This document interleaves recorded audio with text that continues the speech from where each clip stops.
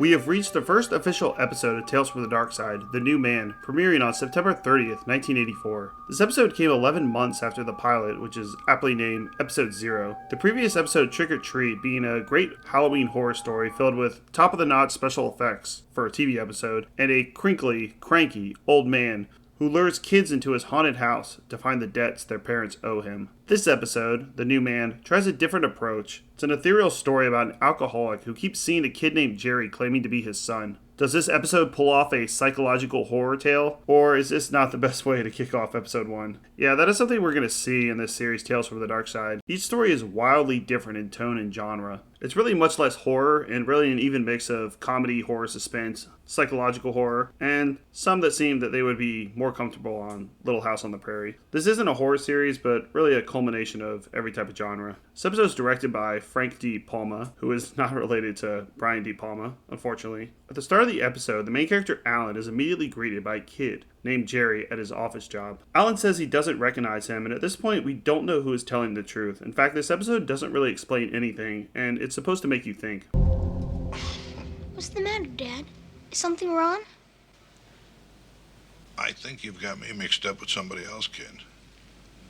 I think you're in the wrong office. Alan takes Jerry, his supposed son, to the police station, but when he gets home for dinner, guess who shows up? Alan is married and he has one real son. When he gets home, it seems like everyone is against Alan, and now his entire family, wife and son, is saying that this kid that showed up, Jerry, is his son. Alan starts acting out, and we learn he was an alcoholic that quit a year ago. I will go over some theories after this review that people have put out online. Personally, I think that Jerry is a manifestation of his alcoholism coming back to haunt him, and the ending does seem to reinforce this idea, but it's not super clear. What did you think when I said that I don't know you?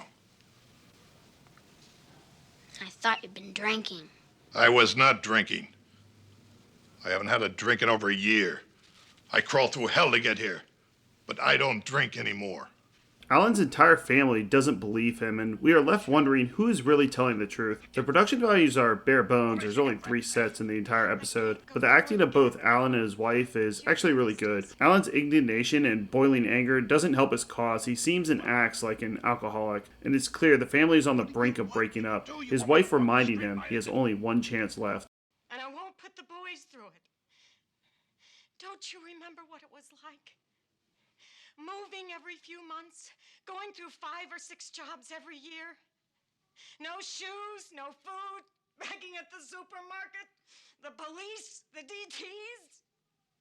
Don't you remember what I told you the last time in Circleville? I don't think this is the best episode to premiere the series with. The acting is at least good, even if the script gets stuck in the mud. We never learn who or what Jerry is, or why his family says that he is their son. The episode gets better towards the end as Alan descends into madness, but the first 10 minutes, Alan keeps repeating over and over again Jerry isn't his son. This could have been summed up in 2 minutes. It's more of a family drama. They do try to throw in one scare scene. Alan creeps into his son's room to find, shockingly, Jerry in his bed, sleeping and looking normal. I'm Jerry, Dad. Good night. There's no blood or costumes in this one. They seem to have blown the budget on episode 0, Trick or Treat. That one had like 6 monsters. This one has none. Just Alan losing his mind. Alan refuses to get help and his family leaves him. The final scenes are him trashing the room, showing the viewer his mind is gone. This almost redeems the episode as we see what it was building up to. A sad and desperate man is left alone, drinking himself to death. I give this Tales from the Darkside a 4 out of 10. I'm grading on a curve for this series. I do think this is subpar for most 80s television shows. This isn't Miami Vice, but there are instances of touching moments when the wife tries to help him and it takes a bit of a dark turn. It seems people will relate to this episode more if they have experiences or seen others struggle with drug or alcohol addiction. Now we're going to go over some of the theories. Was Jerry really his kid? Well, people on the internet have thought about this. So we're here on the official Tales from the Darkside website. And here's some theories. Jerry is an allegorical scapegoat representing everything that a relapsed alcoholic blames his behavior on when he lies to his family about not drinking. Yes, that does seem to be the case, at least in the beginning. However, the kid Jerry shows up at another guy's work, so I don't know if that completely works. Jerry is a personification of booze, trying to make Alan lose his mind so he'll start drinking again. Or Alan's whole family, Jerry included, isn't real and Alan is dreaming them up all drunk. Or Alan's boss is behind the whole... This is a good one. Alan's boss is behind the whole scheme and sent Jerry to bother Alan. Jerry also looks like a younger version of Alan's boss. You know, that is quite a theory. At the beginning of the episode, you do see Alan's boss, and Alan's boss is drinking alcohol and trying to get Alan to drink, and he says no. So, okay, sure, there's a theory. Alan's boss is really the devil the entire time. Way to go, Roger. I love your style. Care for celebration drink? Oh, no thanks, Brad. I'm on the wagon. Well, that's too bad. I'll just have to do it for both of us then. You know, actually, this theory might be correct. Why else would he be offering him alcohol?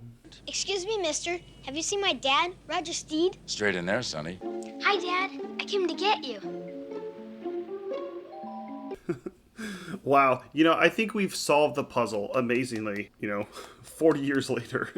Yeah, this last theory, this one, is 100% correct. Alan's boss is behind the whole scheme and sent Jerry to bother Alan. He does this at the beginning of the episode, and then, as I just showed, the end of the episode to a new alcoholic that works for him. So, yeah, it does look like that's the reason. The kid shows up twice to Alan, and then to another guy, both of who used to be alcoholics. The boss tempts both of them with a drink at the beginning of the episode, and at the end of the episode with a drink. They both say no, and then this kid, Jerry, appears.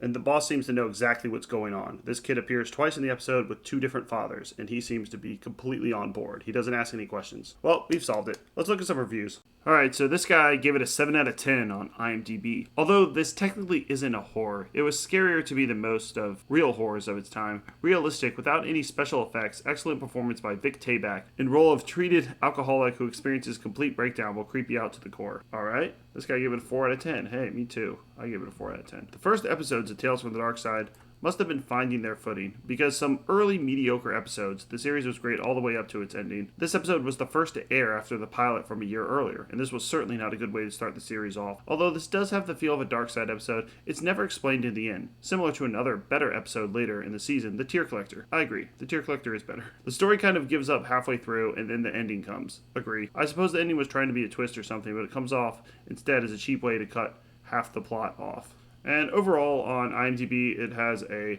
5 out of 8. Frank D. Palma directed this episode. He directed 8 episodes of Tales from the Darkside of various quality, and 1 episode of Monsters, the series I reviewed earlier, Their Divided Self, and the movie Midnight Runaround. The alcoholic father, Alan, was played by Vic Tayback. He was in 202 episodes of Alice, All Dogs Go to Heaven, the TV series Mission Impossible, and Get Smart. Kelly Jean Peters played the mom, and she was in Poltergeist 2 and The Monkey Show as the hot chick, I guess. Chris Hubert played the kid Jerry. He was a child actor in the 1980s. He was in The Twilight Zone, Murder, She Wrote, and now he teaches film studies as a teacher. Next episode comes out in 1 week. I'll give you $1 million. Check out our playlist, subscribe, and bye.